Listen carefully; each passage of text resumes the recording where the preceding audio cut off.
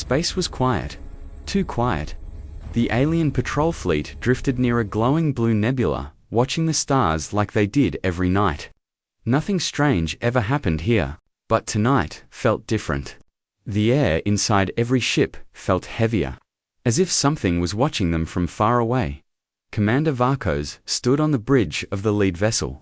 His sharp eyes scanned the holographic radar. Everything looked normal, until a sudden spike of energy flashed on the screen. "What is that?" An officer whispered. Varkos leaned closer. The signal was growing stronger but there was no shape, no ID tag, no translation code. It was like a shadow moving through space, a shadow that bent the scanners themselves. Then, without warning, all sensors died. Every screen went dark. A cold wave rushed through the entire armada. Officers panicked. Technicians smashed buttons.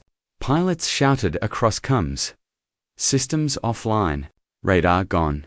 We are blind." Varkos raised his voice. "Hold positions. No one fire." The ships floated helplessly in the silence.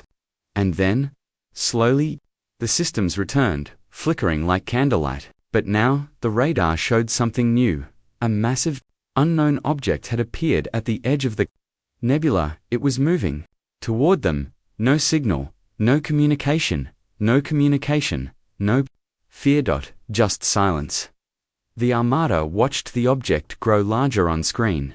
Its size was unbelievable, bigger than anything they had ever recorded. A shape began to form, long, sharp, metallic, and terrifyingly smooth. "What is that thing?"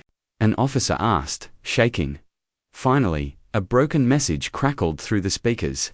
The voice was deep, calm, and human. "Human vessel approaching. Do not interfere." Varkos felt the blood drain from his face. The aliens had never seen a human warship before, but tonight, their first sight had come, and something dark whispered inside. Varkos, this was only the beginning. The alien armada remained frozen as the giant unknown object drifted closer. No one dared to speak. No one dared to breathe. Every ship focused its cameras on the glowing edge of the nebula, where the mysterious shape slowly came into view. Commander Varkos stood tall, but his hands trembled behind his back. He had faced pirates, void monsters, and even star storms, yet nothing had ever made the sensors shut down like this. "Magnify the image," Varkos ordered quietly. The screen expanded. At first, the object looked like a dark mountain moving through space, but as it came closer, thin lines of light appeared across its body, straight, perfect lines that formed windows, engines, and armor plates. The ship was not rough or organic like alien warships. It was clean, sharp, and deadly. "It's a warship," whispered a young officer. "But who's—" As if answering him, the ship finally moved into full view. Its front hull was long and pointed, shaped like an enormous blade. Its surface reflected the nebula's blue light, giving it a cold, metallic glow. Massive engine towers hummed with silent energy.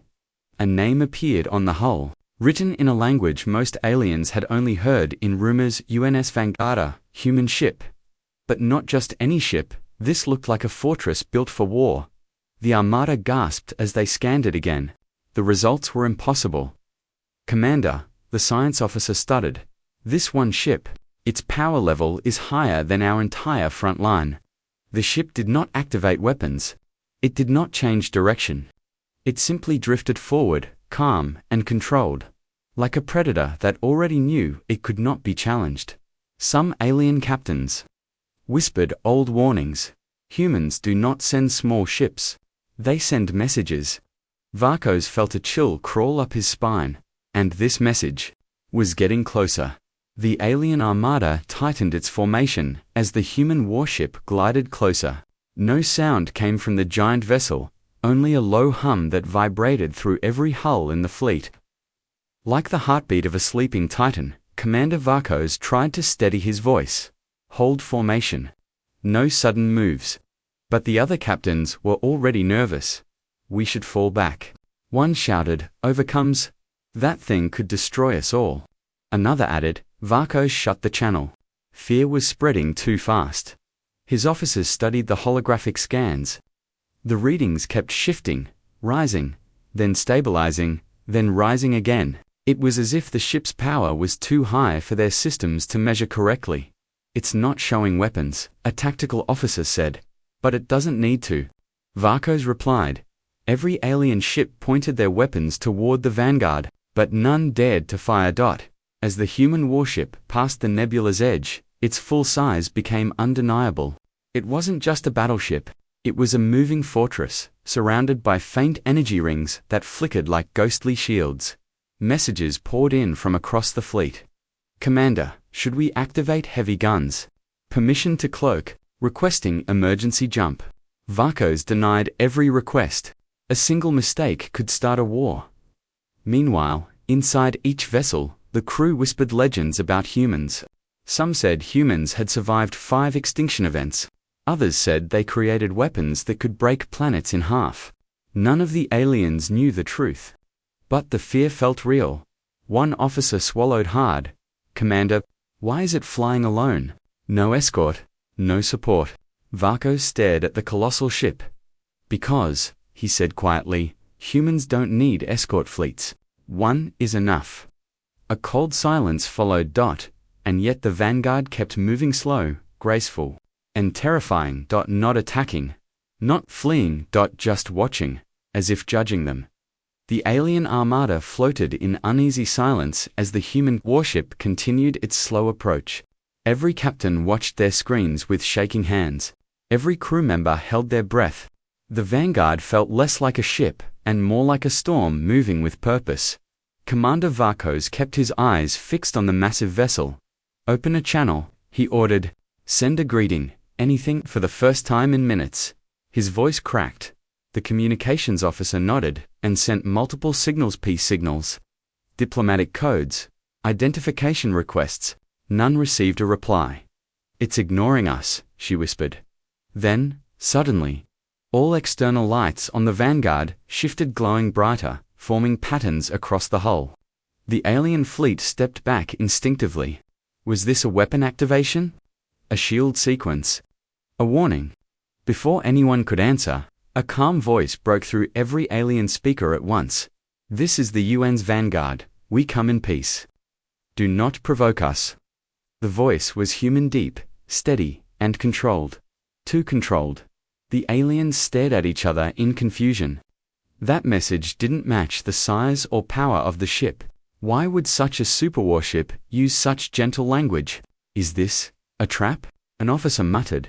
"No," Varkos said quietly. "It's a warning." To test the truth, he ordered a small scout ship to approach the Vanguard. The tiny vessel moved forward slowly, scanners active, recording every detail. Then all its systems shut down. Lights off, engines dead, weapons silent. The scout drifted helplessly toward the Vanguard like a toy pulled by gravity. "No attack detected," the science officer reported, horrified. "No beams, no missiles, no EMP. It just stopped working." The fleet realized something terrifying. The humans had not shown their real strength.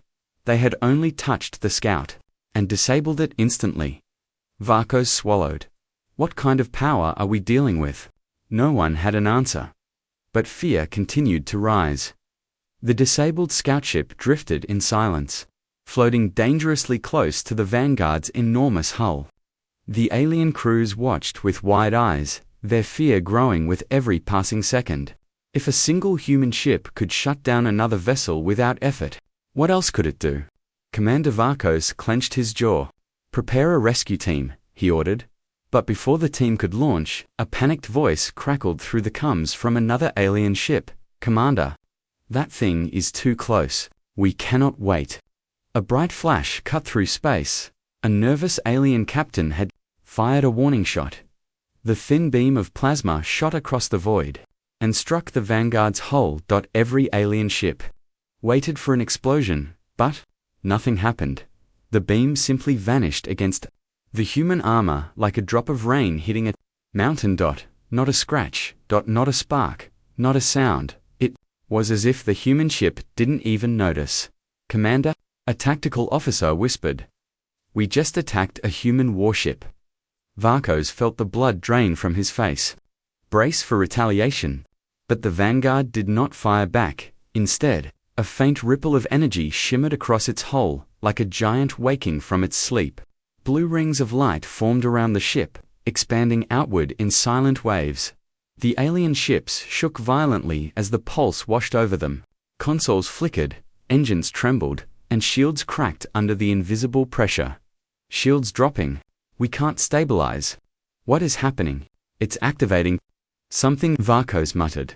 The humans still weren't attacking, but their ship had just shown a fraction of its true power. The Vanguard slowly rotated, turning its full front toward the alien fleet. It wasn't preparing to fight.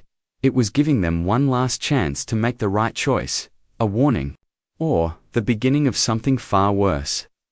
The entire armada held its breath, and fear settled deeper than ever. The alien armada floated in stunned silence as the Vanguard faced them fully. Its massive frame blocked out stars behind it, turning space into a dark wall of steel and power. Every alien officer felt the same cold truth: if this ship fired even once, their entire fleet would vanish. Commander Varkos gripped the edge of his command table, fighting the rising fear inside him. The human warship did not aim its weapons. It did not charge reactors. It simply held position, like a giant watching tiny insects decide their fate. "Commander," whispered the communications officer, "we are receiving another signal."